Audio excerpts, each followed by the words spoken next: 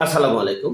সম্মানিত দর্শক শ্রোতা, আজকের বিষয় হচ্ছে শেখ হাসিনাকে নিজেদের মতো করে এবং শেখ হাসিনার সাথে সমঝোতা করে আর ভারতের প্রধানমন্ত্রী নরেন্দ্র মোদীর সাথে সমঝোতার জন্য ডক্টর মোহাম্মদ ইউনূস এই অন্তর্বর্তীকালীন উপদেষ্টারা বড় একটা লবিস্ট নিয়োগ করা হয়েছে, নিয়োগ করেছেন। সেই লবিস্টের মাধ্যমে তারা গত 4 মাস যাবৎ তারা চেষ্টা করেছেন যে এই লবিস্টের মাধ্যমে একটা সিদ্ধান্তে উপনীত হবে। কিন্তু দুঃখের বিষয় 8 মাস চলে গেল, অর্থাৎ 5ই আগস্টের পর 4 মাস হলো মন মতো চলছে। 4 মাসের পর হলো দেখতেছে আমাদের জায়গা আর কোথাও নেই। তারপর থেকেই শুরু করেছে লবিস্ট নিয়োগ।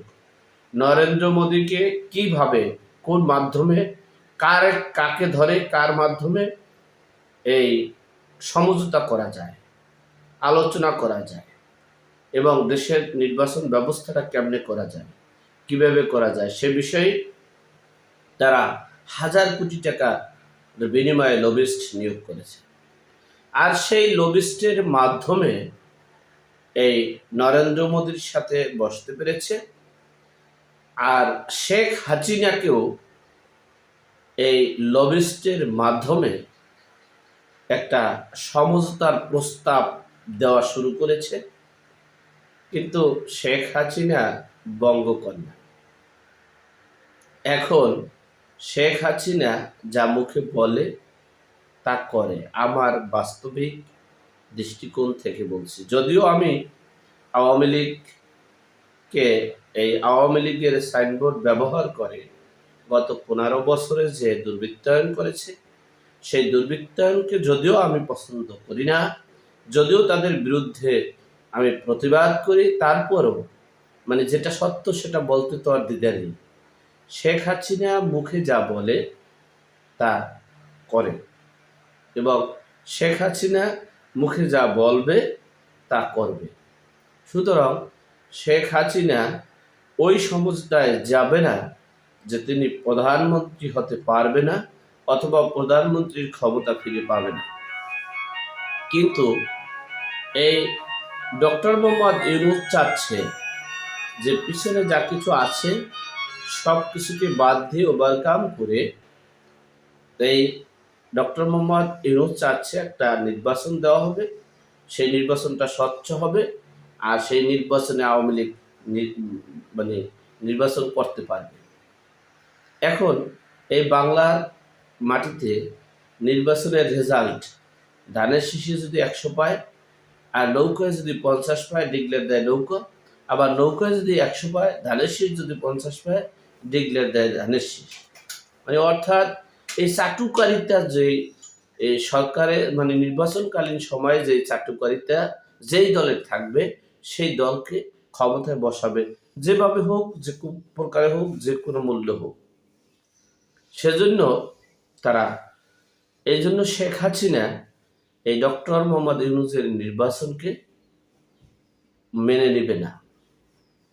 যদি এই তত্ত্বাবধায়ক সরকার গঠন করে, যদি সমন্বয় করে, আমি যেটা বিশ্বস্ত জানতে পারলাম, 1 নম্বর হচ্ছে তিনি প্রধানমন্ত্রী হিসেবেই দেশে আসার চেষ্টা চালাচ্ছেন এবং সব কিছু কমপ্লিট করেছেন। এরপরেও দেখা গেছে যে দুর্চক্রটা আছে দেশের কল্যাণের সার্বিক পরিস্থিতির জন্য, কারণ হচ্ছে তিনি জানে যে এ বাংলার মানুষ জানে যে নির্বাচন যদি হয় আর ভোট যদি হয়, তো ভোট হলে আবার আওয়ামী লীগ সরকার ক্ষমতায় আসবে।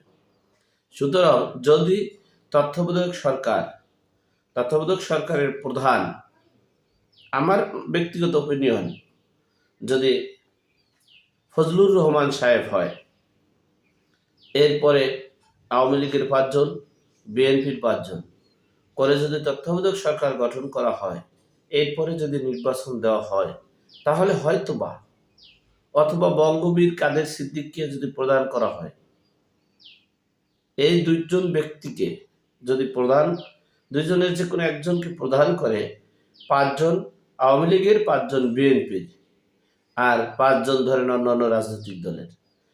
এইভাবে যদি তত্ত্বাবধায়ক সরকার গঠন করা হয়, সেখানে আওয়ামী লীগ হয়তোবা, শেখ হাসিনা হয়তোবা নির্বাচনে অংশগ্রহণ করতে পারে।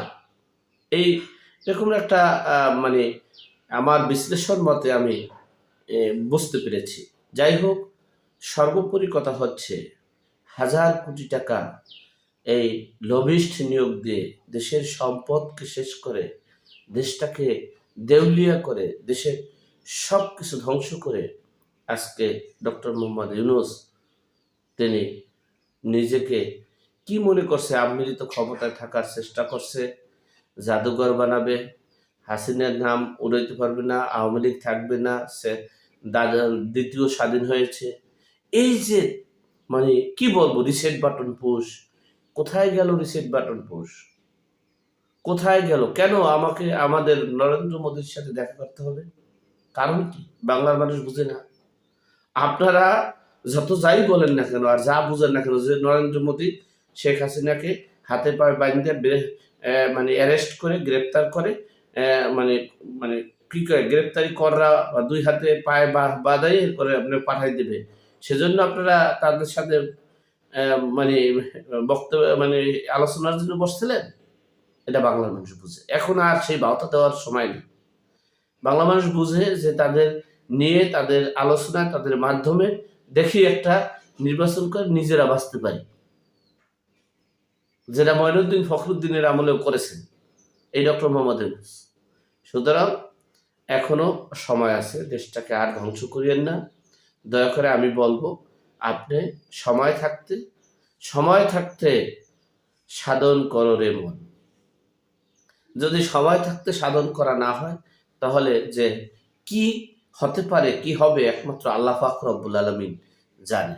তবে আমি ডক্টর মোহাম্মদ ইউনূস সাহেবকে বলবো যে আপনি দয়া করে আপনি আপনার ব্যক্তিত্ব ধরে রাখার জন্য হলেও আপনি পদত্যাগ করে দেশের সকল কিছু অপশক্তির থেকে মুক্তি করুন, দেশকে রক্ষা করুন, দেশের স্বাধীনতা সার্বভৌমত্ব রক্ষা করায় অংশগ্রহণ করুন।